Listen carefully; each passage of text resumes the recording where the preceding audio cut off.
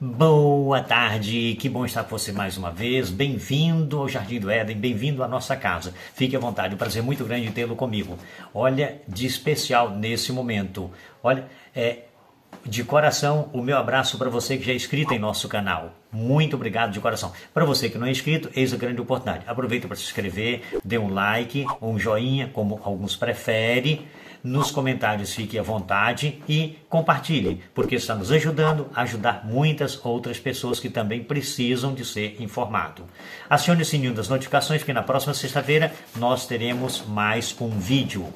Ah, sim, não esqueça de uma coisa, se você não assistiu 3 vídeos anteriores que eu publiquei, que vai ser muito importante, no final desse, na descrição eu vou colocar o link dos 3. Um deles é Incógnita da felicidade matrimonial, casamento no juiz de paz ou juiz de guerra, e além desses 2 tem também o seguinte, a exceção da regra no matrimônio. Verifique o seguinte, para nós, tenho agora uma pergunta interessante. Você tem algum problema de saúde? Essa é a questão. Tem algum problema de saúde? Ah, sim. Bom, fique à vontade. Outro fator, o problema de saúde que você tem é de ordem física, mental ou espiritual? Se você quiser colocar nos comentários, fique à vontade também, nós respeitamos a sua opinião. Caso contrário, nós estamos à sua disposição. Vamos conversar um pouquinho. Veja só, em 2019, eu ia falar 1999, não, 2019, o IBGE, em parceria com o Plano Nacional de Saúde, ele fez uma pesquisa e trouxe o seguinte resultado: 66,1% das pessoas entrevistadas responderam em si que não tem nenhum problema de saúde. E automaticamente 33,9% falaram que tinham um ou mais problema. Considerando que foram respostas pessoais, não foram uma avaliação médica de cada pessoa. Não foi o médico que consultou e que atestou que ele estava bom de saúde, não. Ele disse, não, eu não tenho nenhum problema. Agora, você já ouviu alguém falar assim, mais ou menos, você lembra do seu, aí fala o nome de uma determinada pessoa? Ele faleceu.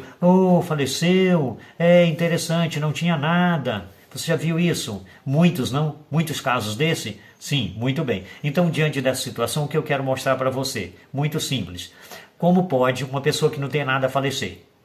Então, aí entra a seguinte situação. Se não foi a idade avançada, não tem motivo.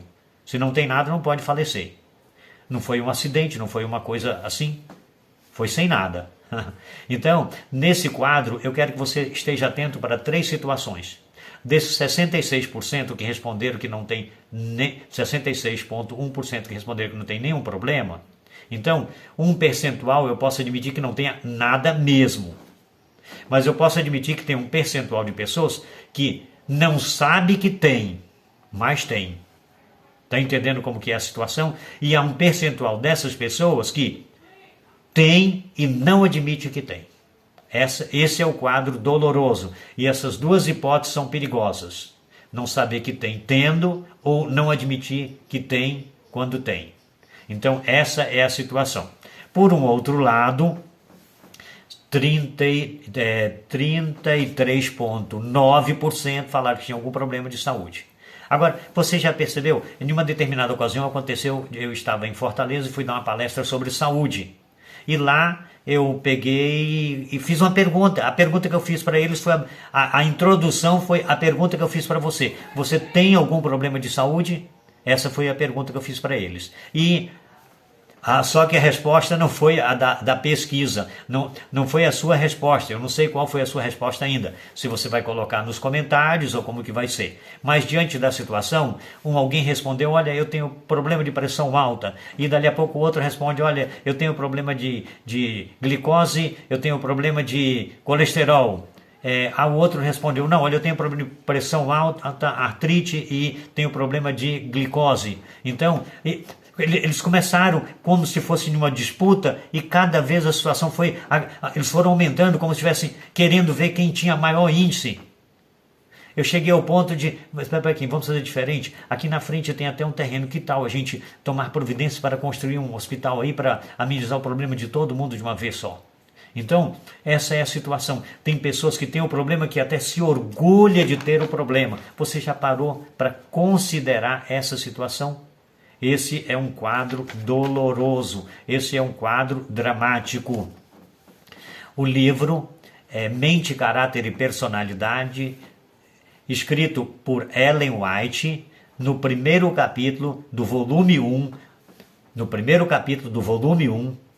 diz o seguinte: não as palavras, o conteúdo que muitas pessoas acabam adquirindo ou desenvolvendo ou agravando o problema, porque focaliza o problema, focaliza o sintoma, quando ele deveria estar preocupado com a causa. Ele está preocupado com a causa e não com o sintoma. Isso significa dizer que, se você descobrir a causa do problema e remover a causa, o sintoma, a doença, o problema vai desaparecer. Essa é a situação. Eu poderia fazer menção, para ficar bem prático, para a realidade nossa, às pessoas que têm problema de sinusite.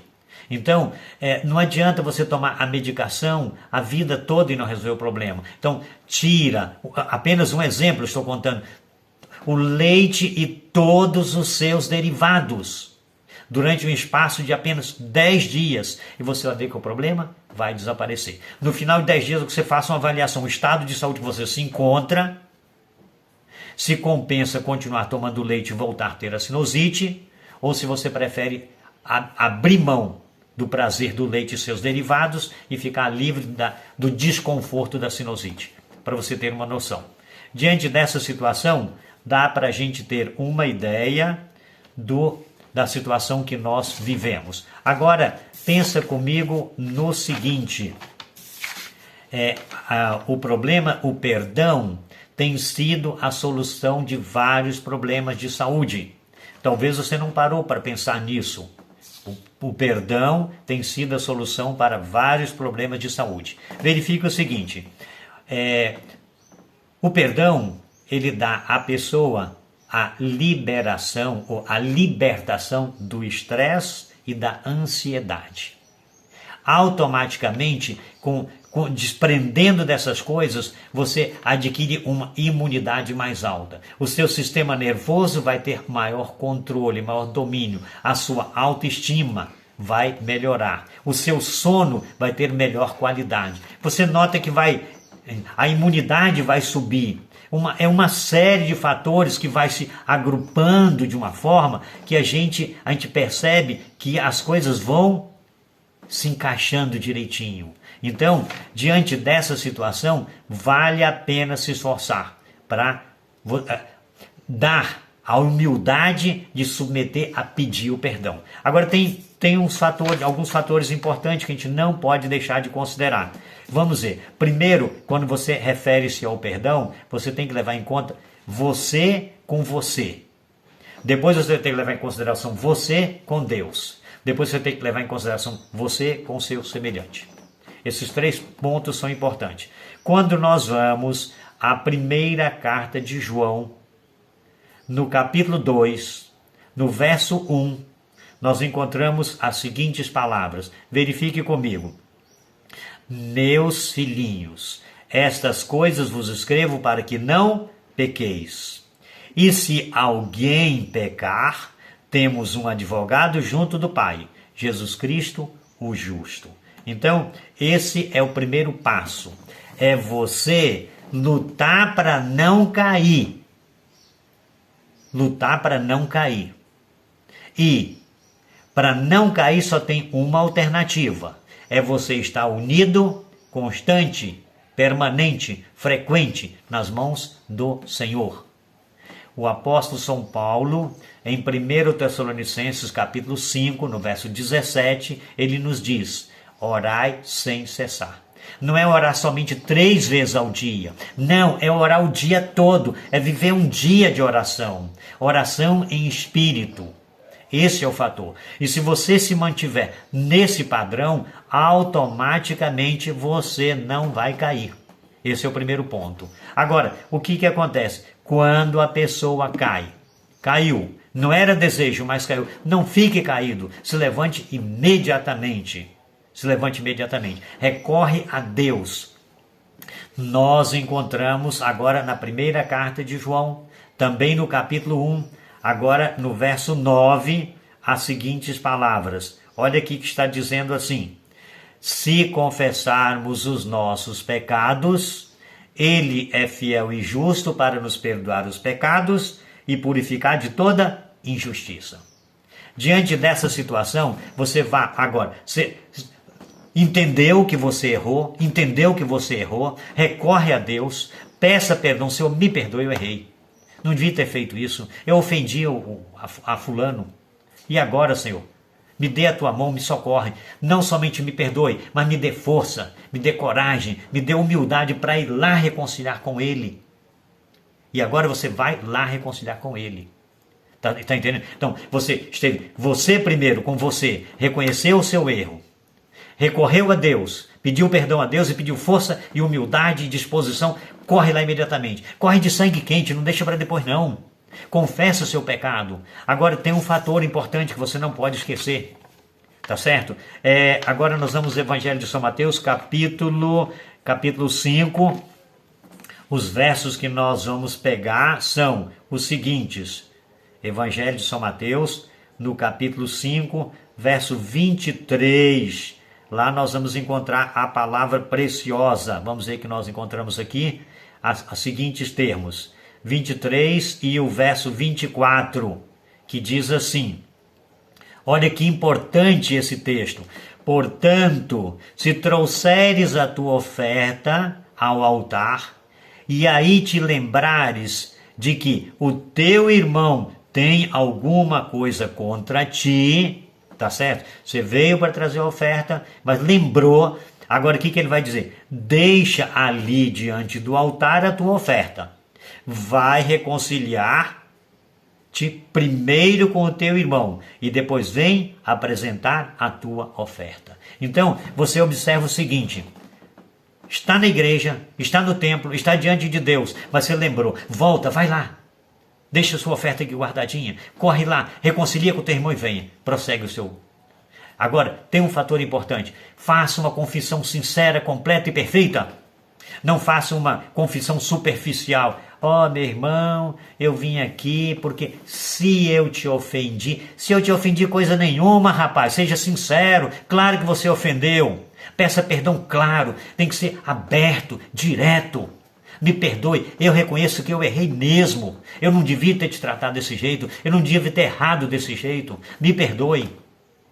Assim, você vai receber o perdão dele e Deus também vai te perdoar. Agora tem um outro fator importante. E se ele não me perdoar? Se ele não te perdoar, você fez a sua parte, desde que você foi sincero, que você foi claro, que você não omitiu o seu erro. Esse é o ponto importante. E se ele perdoou, melhor para os dois. Se ele não perdoou, agora nas suas orações, ora pedindo a misericórdia de Deus para que Deus toque no coração dele, que ele possa resolver também te perdoar. Dá para entender mais ou menos essa linha de pensamento? Isso é muito importante para a gente. Agora, verifique o seguinte: diante desse quadro todo, não esqueça que Miqueias, no capítulo 7, no verso 19, diz que Deus lança os teus pecados arrependidos e confessados nas profundezas do mar. E eu lamento que tem pessoas que vão agora mergulhar lá nas profundezas para ficar desenterrando o pecado, tirando de volta o que já está lá no fundo. Que Deus promete esquecer dos pecados. Ele diz que ele esquece os pecados. Só para você ter uma ideia. Mas a pessoa ainda vai futucar de novo.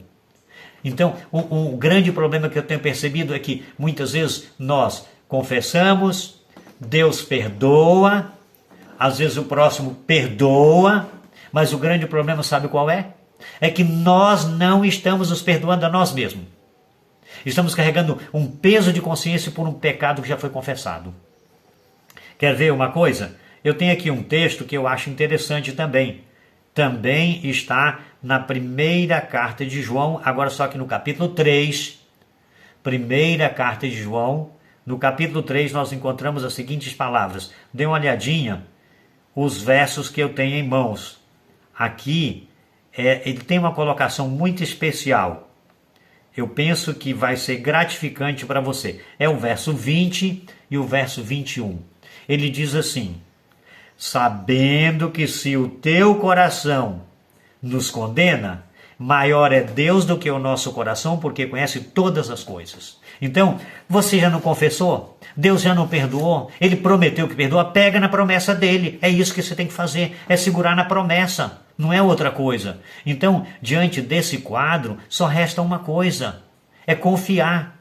Maior é Deus do que o teu coração, porque conhece todas as coisas. Agora, veja o verso 21, diz assim: Amados, se o nosso coração não nos condena, temos confiança para com Deus. Está na paz, está na alegria. Então, vamos pedir perdão pelo nosso passado, pelos nossos erros. Vamos nos conciliar com o nosso semelhante e vamos nos apegar na promessa de Deus do perdão. Vamos viver agora, conforme diz o apóstolo São Paulo, e eu falei, 1 Tessalonicenses capítulo 5, verso 17, orai sem cessar. É a alternativa para não cair. E é isso que nós precisamos. É isso que nós precisamos. É isso que eu preciso. É vigiar a cada instante. Que Deus conceda a você o gozo, a alegria, a bênção da paz, de um sono tranquilo, de uma saúde estável, equilibrada, feliz, de uma vida em comunhão com Deus e com o seu semelhante. Que Deus nos conceda essa bênção e até na próxima sexta-feira, em nome de Jesus.